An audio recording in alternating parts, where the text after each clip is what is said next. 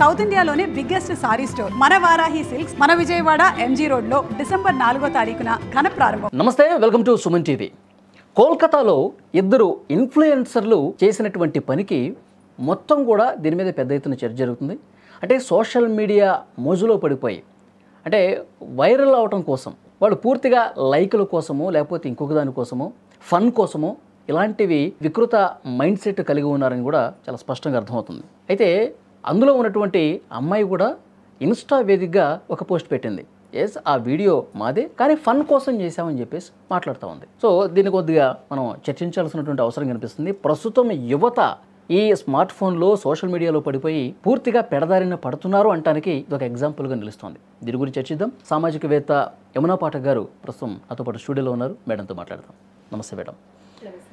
Madam, social media దాంట్లో పడిపోయి youth అందరూ కూడా చాలా అంటే చాలా వికృతంగా మారిపోతూ ఉన్నారు ఈ మధ్యకాలంలో. ఈ ఇన్ఫ్లుయెన్సర్లు వాళ్ళ ప్రైవేట్ వీడియోలు కూడా రికార్డు చేసుకున్నారు. రికార్డు చేసుకుని తీరా బయటకు వచ్చిన తర్వాత అసలు ఎట్లా బయటకు వస్తుందని కూడా మేము అనుకోలేదు అని మాట్లాడుతూ ఉన్నారు. అంటే వాళ్ళ ప్రైవేట్ వీడియోలో రికార్డ్ చేయాలన్నట్టు ఒక మైండ్ సెట్ రావటమే ఇందులో ఒక వాళ్ళు ఏమంటారు, వాళ్ళ మైండ్ సెట్ కావచ్చు, వాళ్ళ ఆలోచన విధానం కావచ్చు, ఎట్లా ఉందో అర్థమవుతుంది. సో ఈ వీడియో చూసిన తర్వాత, వాళ్ళ వ్యవహార శైలి చూసిన తర్వాత మీకేమనిపిస్తుంది? ఆ వయసు పిల్లలు వాళ్ళు ఒక ప్రైవేట్ వీడియోస్ని ఓన్లీ ఫర్ ఫన్ అని చెప్పి అలాంటి వీడియోస్ చేయడం నిజంగా దురదృష్టకరం.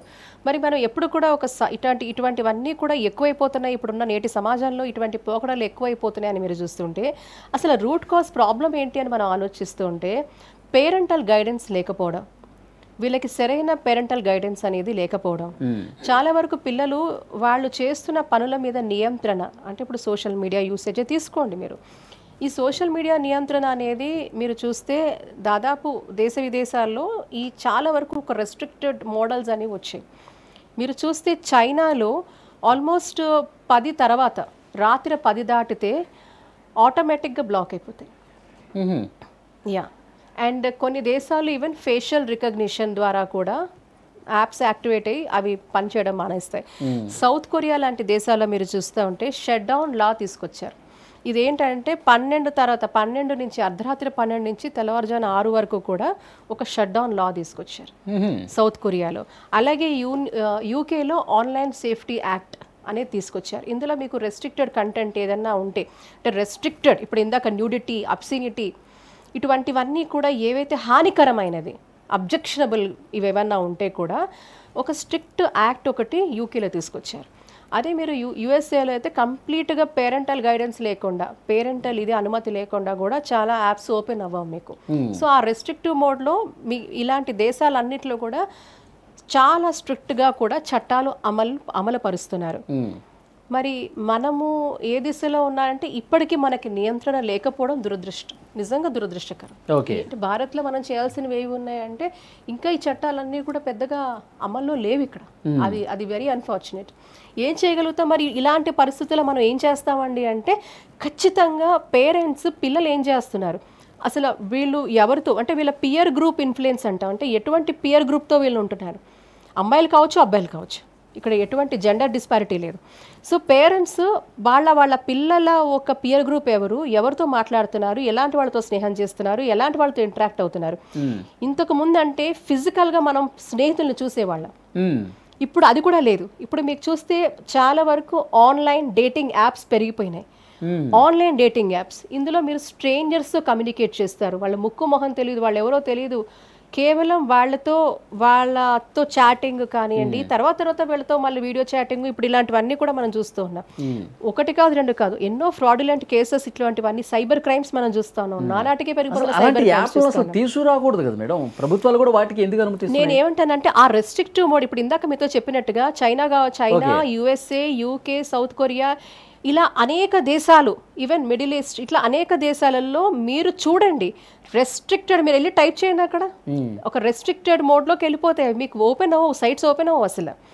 సో ఇటువంటివి ఏమన్నా కంటెంట్ వెళ్ళినా కూడా there is a mechanism where they take a stringent punishments అవన్నీ ఉన్నాయి. ఓకే, మనం ఎందుకు ఇంప్లిమెంట్ చేయలేకపోతున్నాం అనేది ఒక ప్రశ్నార్థకంగా మారుతున్న పరిస్థితి. ఓకే, చట్టాలు ప్రభుత్వాలు చేయాల్సిన పనితీరు ఒకటి, ఇటువంటివన్నీ అరికట్టడము, తర్వాత ఇటువంటి రెగ్యులేషన్స్ స్ట్రిక్ట్ లాస్ తీసుకోవడము, తర్వాత ఇటువంటివన్నీ అరికట్టేదానికి ఒక స్ట్రిక్ట్ లాస్ ఇవన్నీ ఎన్ష్యూర్ చేస్తూ ఇవన్నీ కూడా అమలు పరచడం అనేది ఒక ఎత్తు. But what about grooming? అంటే పర్సనల్గా ఇళ్లలో ప్రతి కుటుంబ క్షేత్రాలు ఏం చేస్తున్నాయి అంటాను. కుటుంబ క్షేత్రాలు ఈ రోజు ఎంత వీక్ అయిపోయాయి. ఈ రోజు న్యూక్లియర్ ఫ్యామిలీ, తల్లిదండ్రులకి అంత నేను అదే అంటున్నాను. ఒకప్పుడు జాయింట్ ఫ్యామిలీ వ్యవస్థలో మీరు చేసే ప్రతి పని అబ్జర్వేషన్ ఉండేది. మీ ప్రతి ఒక్క భావాన్ని, మీ యొక్క మీకు ఏమైనా డిప్రెషన్లో ఉన్నా, మీరు ఏదైనా బాధలో ఉన్నా, మీరు ఏమైనా లోన్లీగా ఫీల్ అవున్నా, మీ ఇంట్లో ఎవరో ఒకరు మిమ్మల్ని పలకరించేవారు, ఎవరో మాట్లాడేవారు, మిమ్మల్ని మీ యొక్క భావోగులు తెలుసుకునేవారు. ఇటువంటివన్నీ ఇంటరాక్షన్ ఉండేది. ఒక ఇంటర్పర్సనల్ ఇంటరాక్షన్ ఉండేది, ఇంటర్పర్సనల్ రిలేషన్షిప్స్ అద్భుతంగా ఉండేవి, కమ్యూనికేషన్ ఉండేది. సో ఇటువంటి వాటికి పెద్దగా ఆస్కారం అప్పుడు లేకపోయింది. కానీ ఈరోజు ఈ వింత పోకడలకు కారణం అంతా కూడా కుటుంబ క్షేత్రం అనేది స్ట్రాంగ్గా లేకపోవడం వల్లే. ఖచ్చితంగా కుటుంబ క్షేత్రం స్ట్రాంగ్గా లేకపోవడం, న్యూక్లియర్ ఫ్యామిలీస్ అవడము, అమ్మకి టైం లేదు, నాన్నకి టైం లేదు, పిల్లల్ని తిన్నావా, ఎలా ఉన్నావు, బాగున్నావా, నువ్వు ఏం చేస్తున్నావు అనే దానికి అడగడం, మానిటరింగ్ లేకపోవడం. సో ఇటువంటివన్నీ కూడా దారితీస్తున్నాయి. అండ్ మరీ ముఖ్యంగా స్మార్ట్ ఫోన్స్ మీరు ఇచ్చేస్తున్నారు మీ పిల్లలకి. సో విత్ స్మార్ట్ ఫోన్స్ మీరు ఒక వాయిస్ మెసేజ్తో మీకు కావాల్సిన unwanted content, obscene content, so ఇటువంటివన్నీ కూడా నాకు తెలిసి చిన్న చిన్న పిల్లలు కూడా నువ్వు ఎలా చేసావు అంటే, నేను యూట్యూబ్లో వెళ్ళి కొన్ని వీడియోస్ నేను జస్ట్ అది మాట్లాడితే నేను వీడిని ఎలా చంపాలి, లేకపోతే నేను ఇటువంటి నేరం ఎలా చేయాలి, లేకపోతే ఇట్లాంటి అత్యాచారం ఎట్లా చేయాలనే దాని మీద కూడా ఈ కంటెంట్ దాని మీద రెస్ట్రిక్షన్ లేకపోవడం. వాడు ఏది అడిగినా మీరు అడగండి, నా కళ్ళ ముందు ఇప్పుడు మీరు తీసి అడగండి, వస్తుంది మీ కంటెంట్. మీకు ఇలాంటివన్నీ కూడా మీకు అవైలబుల్గా ఉండడం, అండ్ దట్ టు మీకు అందుబాటులో ఉండడం ఎంత హానికరం అంటే, ఈరోజు మొబైల్ హానికరమే అంటాను, సోషల్ మీడియా హానికరమే అంటాను.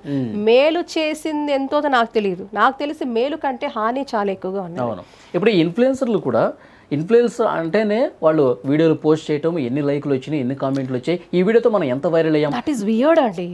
ఎందుకంటే మీరు చూడండి, ఒక యూట్యూబ్లో మీరు పోస్ట్ చేస్తే, లేకపోతే ఒక కార్యక్రమం వచ్చింది, లేకపోతే వాళ్ళు ఏదో ఇప్పుడు టిక్ టాక్ లేకపోతే రీల్స్ చేయడం, ఇన్స్టాగ్రామ్లో వీళ్ళు ఎస్పెషలీ యంగ్స్టర్స్ అంతా చాలా వరకు ఇన్స్టాగ్రామ్ లాంటి సోషల్ మీడియా మాధ్యమాలలో ఈ రీల్స్ చేయడము. నాకు తెలిసి ఒక రీల్ పెడితే ఆ రీల్కి ఒక రోజు విపరీతమైన లైక్స్ అనమాట. అంటే ఓవర్ నైట్ వాళ్ళకి లైక్స్ వచ్చేసి వాళ్ళకి ఒక ఏదో స్టార్ స్టేటస్ వచ్చినట్టుగా వాళ్ళు ఫీల్ అవ్వడము, ఇలాంటివన్నీ మనం చూస్తూ ఉన్నాం. కానీ మరుసటి రోజు ఇంకొక రీల్ పెడితే కనీసం 100లో కూడా లైక్స్ లేకపోవడం, లక్షల్లో వచ్చిన వాళ్ళకి 100లో లైక్స్ లేకపోవడం వల్ల వీళ్ళు డిప్రెషన్కి గురవుతున్నారు. సో ఇటువంటివన్నీ జరుగుతున్నాయి. అంటే ఏంటి, అక్కడున్న లైక్స్, రీల్స్ మిమ్మల్ని ప్రభావితం చేస్తున్నాయి.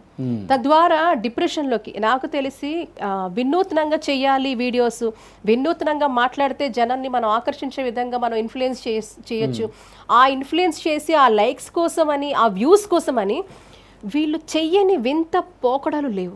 దాంట్లో భాగంగానే ఇలాంటి వికృతాలన్నీ కూడా, ఇవన్నీ వికృతాలే. మీకు ఒకటి ఏంటంటే ఇది చాలా హార్మ్ఫుల్ అండి. ఎందుకంటే వాళ్ళ ఒక బిహేవియర్ని మార్చే విధంగా మీరు చూడండి, బాగా విపరీతంగా లైక్స్, వ్యూస్ వచ్చిన వాళ్ళకి అసలు ఆ వ్యూస్ లేకపోతే వాళ్ళు పడే ఆవేదన అంత ఇంత కాదు. భోజనం తినరు, నిద్రపోరు, అగ్రెషను, కోపము, ఆవేశము, ఇంకా ఏం చెయ్యాలి, ఏం చేస్తే నాకు వ్యూస్ పెరుగుతాయి, నాకు రీల్స్ పెరుగుతాయి అని ఒక డెస్పరేట్ సిచ్యువేషను. సో ఇవన్నీ కూడా వాళ్ళని నెట్టబడుతున్నారు. అంటే వాళ్ళు చాలా వరకు కూడా వాళ్ళ జీవితాన్ని కోల్పోయే విధంగా నెట్టబడుతున్నారు. ఇంతకుముందు మీరు ఒక పాయింట్ చెప్పారు, దీన్ని అరికట్టడం కోసం ఫస్ట్ చేయాల్సింది ఇంట్లో, ఖచ్చితంగా ఇంట్లో పేరెంట్స్ బాధ్యత ఉంది. అది సరిగా లేకపోవడం వల్ల ఒక కారణం. ఇంకొకటి మేడం, పిల్లల్లో కూడా ఇది స్కూల్స్లో కాలేజెస్లో దీని గురించి చెప్పే బాధ్యత ఉండాల్సిన అవసరం ఉందా? ఒకప్పుడు మోరల్ క్లాసెస్ ఉండేవి. మేము చదువుకున్న రోజుల్లో స్కూళ్ళల్లో ఖచ్చితంగా మాకు మోరల్ క్లాసెస్ ఉండేది. ఒక పీరియడ్ మోరల్ ఎథిక్స్ చెప్పేవాళ్ళు. మీరు ఇలా ఉండాలి, ఎలా జరగాలి, అండ్ దట్ టు వయసుకు సంబంధించి ఏ వయసులో ఉన్నప్పుడు ఎటువంటి కౌన్సిలింగ్ వాళ్ళకి ఇవ్వాలి అని స్కూల్ కౌన్సిలర్స్ ఉండేవాళ్ళు. స్కూల్లో కౌన్సిలింగ్ సెషన్స్ ఉండేవి. సో మానసికంగా పిల్లలు ఎదుగుతున్నప్పుడు వాళ్ళకు జరిగే ఒక మామూలు సంఘర్షణ అనేది ఎలా ఉంటుంది, దాన్ని ఎలా అధిగమించాలి, వాళ్ళు ఎలాంటి ఛాలెంజెస్ ఫేస్ చేస్తున్నారు అని అప్పట్లో అద్భుతంగా ఆ విధానం ఉండేది. ఈ రోజుల్లో ఉందా? నాకు తెలిసి అప్పుడు అన్ని కూడా పెద్ద కుటుంబాలే, కానీ ఈ రోజున్న పరిస్థితుల్లో, కాలమాన పరిస్థితుల్లో, ఇప్పుడున్న పరిస్థితికి ఇంకా విపరీతమైన స్ట్రెస్లోకి పిల్లలు ఉన్నారు, యువత ఉన్నారు, సమాజంలో చాలామంది ఉన్నాం. కాబట్టి వీళ్ళకి ఎక్కడా కూడా వాళ్ళ ఒక యాంగ్జైటీ, వాళ్ళ ఒక ఈ డిప్రెషన్ని, వాళ్ళ ఒక స్టేట్ ఆఫ్ మైండ్ని చెప్పుకునే ఆస్కారం లేకుండా సొసైటీ అయిపోయింది.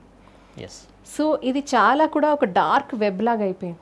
సో వాళ్ళు ఎక్కడా కూడా వాళ్ళకి వచ్చే ఆస్కారం లేదు, వాళ్ళు బయటకు వచ్చే ఆస్కారం లేకుండా అయిపోయింది. సో ఆ సఫకేషన్ వల్లే ఈరోజు ఇలా అయిపోతున్నారు, డెస్పరేట్గా అయిపోతున్నారు. చూసారా? ఆ డెస్పరేట్లో భాగంగా నాకు తెలిసి ఆ మధ్యన ఒక రీల్ చూశాను. ఒక విన్యాసం చేస్తూ ఒక కుర్రవాడు రన్నింగ్ ట్రైన్లో ఒక వీడియో చేస్తూ చనిపోయినాడు కాలిజారి. అయ్యో, చూసారా? అలాంటిది అంటే ఆ సెల్ఫీ వీడియోల కోసం జలపాతాల దగ్గరికి పోయి సెల్ఫీ వీడియోస్తో చనిపోయిన వాళ్ళు ఉన్నారు. అంటే ఇది ఒక పూర్తిగా ఒక అడిక్షన్ వైపుకు, ఇప్పుడు ఇది ఒక అడిక్షన్ అంటాను నేను. ఇది కేవలం మత్తు పదార్థాలు తీసుకుంటేనే అడిక్షన్ కాదు. ఏదైతే మీరు ఇటువంటి వింత పోకడలన్నీ కూడా ఇది అడిక్షనే. So any form of addiction is harmful, మానసికంగా, శారీరకంగా కూడా. మీరు అనొచ్చు శారీరకంగా ఎలాగండి అంటే, దీనివల్ల జరిగే ఒక ప్రక్రియ వల్ల మీరు నిద్రపోతున్నారా, టైంకి నిద్రపోతున్నారా, టైంకి లేస్తున్నారా, టైంకి తింటున్నారా, ఆరోగ్యం మీద ప్రభావం చూపిస్తుంది. మానసికంగా అటు మానసిక ఆరోగ్యం మీద, శారీరక ఆరోగ్యం మీద కూడా విపరీతమైన ప్రభావం చూపిస్తుంది. మీ యొక్క డైలీ రొటీన్ మీద ప్రభావం చూపిస్తుంది, మీ యొక్క రిలేషన్షిప్స్ మీద ప్రభావం చూపిస్తుంది, మీ యొక్క అన్ని రకాల, అంటే మీరు ఇంట్లో బయట అన్నిటి మీద కూడా అసలు ఓవరాల్ మీ పర్సనాలిటీని వీక్ చేస్తుంది. సో ఇంతటి దౌర్భాగ్యం, ఇన్ని దుర్లభాలు ఉన్న ఇటువంటి పరిస్థితిని మీరు ఓవర్కమ్ చేయాలంటే నేను చెప్పేది ఏంటంటే, ముందు కుటుంబ క్షేత్రంలో మీరు టైం గడపండి, మీ పిల్లలతో వచ్చే టైం ఇవ్వండి. మీరు మీ ఆస్తులు డబ్బు కాదు, అన్నిటికీ మించి మీ పిల్లలు. సో అలాంటి పిల్లలతో మీరు కనీసం మాట్లాడకపోవడం, ఒక కమ్యూనికేషన్ లేకపోవడం ఈ అన్నిటికీ కూడా ఇన్నిటికీ కారణం. ఎప్పుడైతే మీరు పిల్లలతో కమ్యూనికేట్ చేస్తారో, తెలుసుకుంటారో, అసలు రియల్ లైఫ్కి ఇస్తున్న ఇంపార్టెన్స్ రియల్ లైఫ్కి ఇవ్వటం లేదు. రీలే కదా, ఇన్స్టా రీల్స్, ఫేస్బుక్ రీల్స్, ఆ రీల్స్, అది అన్నీ కూడా రియలిస్టిక్ అనుకుంటున్నారు, కాదు మోస్ట్ అన్రియలిస్టిక్. సో రియల్ లైఫ్కి ఇచ్చే ఇంపార్టెన్స్ రియల్ లైఫ్కి ఇవ్వకపోవడం వల్ల జరిగే అనర్థాలు ఇవన్నీ.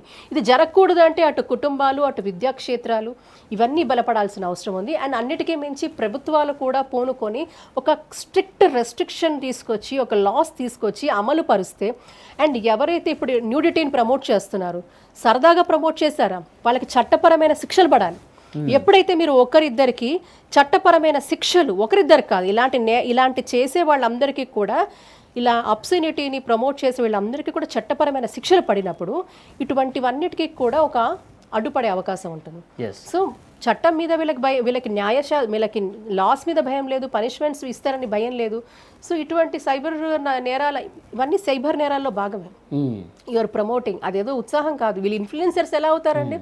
ఇప్పుడు వాళ్ళు చేసిన ఒక ప్రక్రియ చూసి నాకు తెలిసి చాలా మంది కూడా ఇలా చేస్తే మనం కూడా పాపులర్ అయిపోతామేమో అని అలా వీడియోస్ చేసి ఒకవేళ జీవితాలు కోల్పోతే, రేపొద్దున వాళ్ళ జీవితాల్లో రానున్న రోజుల్లో వాళ్ళ మ్యారిటల్ లైఫ్లో ఉండే సమస్యలు ఏంటి?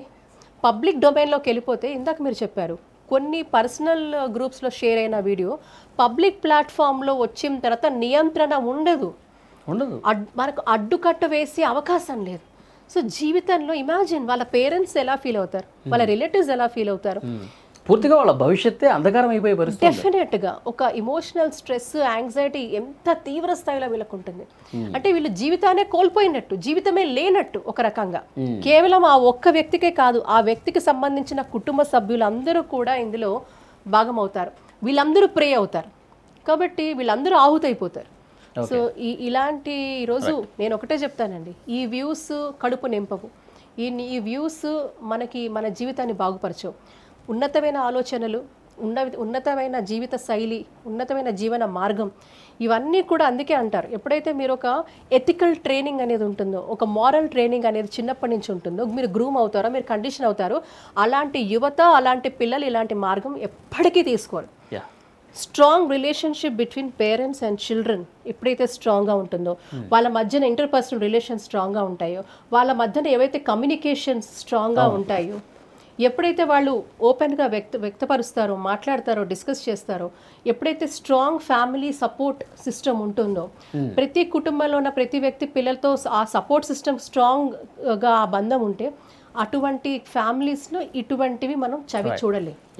కాబట్టి and also as a responsible media చాలా వరకు కూడా అవేర్నెస్ ప్రోగ్రామ్స్ కూడా సెలబ్రిటీస్ ఎవరైతే ఉన్నారో, పెద్దలు ప్రముఖులు ఎవరైతే ఉన్నారో, వాళ్ళు కూడా సోషల్ మీడియాలో డూస్ అండ్ డోంట్స్ మీద చిన్న చిన్న వీడియోస్ చేసి వాళ్ళ సోషల్ రెస్పాన్సిబిలిటీలో భాగంగా గనక వాళ్ళు చెప్తే, నాకు తెలిసి వాళ్ళని ఫాలో అయ్యే ఫ్యాన్స్ కావచ్చు, ఫాలోవర్స్ కావచ్చు, చాలా వరకు కూడా అలాంటి పిల్లలు వాళ్ళ జీవితానికి ఆహుతి కాకుండా వాళ్ళు they can save themselves. Thank you very much madam. Thank you.